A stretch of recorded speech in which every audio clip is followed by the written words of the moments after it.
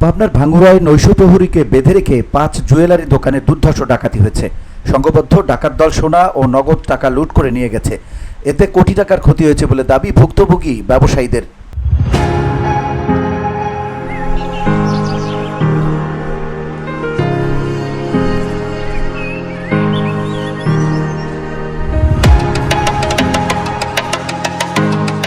ক্ষতিগ্রস্ত ব্যবসায়ীরা জানান, প্রতিদিনের মতো বুধবার রাতে দোকানের কাজকর্ম সেরে দোকান তালাবদ্ধ রেখে চলে যান তারা। রাত আনুমানিক 2টার দিকে গুমানি নদী দিয়ে একটি স্পিড বোটে করে 12 থেকে 15 জনের একটি ডাকাত দল প্রথমে অষ্টম নিশা বাজারে নামেন।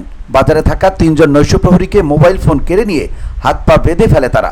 এরপর একে একে 5টি জুয়েলারি দোকানে তালা কেটে ভিতরে প্রবেশ করে স্বর্ণালংকার ও নগদ টাকা লুট করে।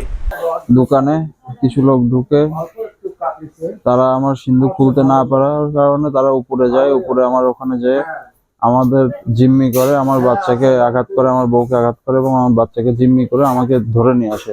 এনে আমার সিন্ধুক খোলায় নেওয়ার পরে যা টাকা গহনা ছিল সব নিয়ে নিছে। 5টি দোকানে অন্তত কোটি টাকার ক্ষতি হয়েছে বলে দাবি ক্ষতিগ্রস্ত ব্যবসায়ীদের। 11 ভরি স্বর্ণ লিছে আর আপনার আনুমানিক 300 ভরির উপরে চাঁদি আসলে চাঁদি লিছে আর লগর টাকা 40,000 টাকা লিছে। আনুমানিক 180 ভরি চাঁদি আর সোনা 20 ভরি। এই আছে নগদ ক্যাশ ছিল 20-25 হাজার টাকা এরকম ক্যাশ ছিল। মোটামুটি ভরি আড়াই সোনা 1.5 লক্ষ টাকা আর হইলো আপনার 25 ভরি চাঁদি।